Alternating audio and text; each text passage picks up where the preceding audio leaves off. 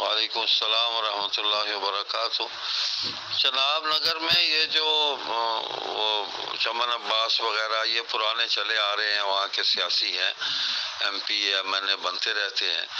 تو یہ چناب نگر کے مضافات ہیں۔ چناب نگر کے اندر کوئی دفتر نہیں ہے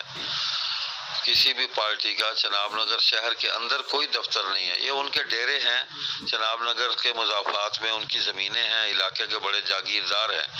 وہ پی ٹی آئی کے ساتھ ہیں، انہوں نے اپنے ڈیرے پہ دفتر کھولا ہے،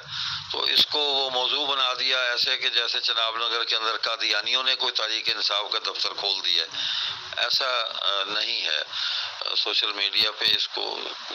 پی ٹی آئی سے اختلاف تو اپنی جگہ، لیکن یہ ایسا نہیں ہے کہ وہ قادیانیوں نے وہ دفتر کھولا ہمارے، تو سمجھ وہ جن کا نام لیا ہے چمن عباس، ناصر عباس وغیرہ،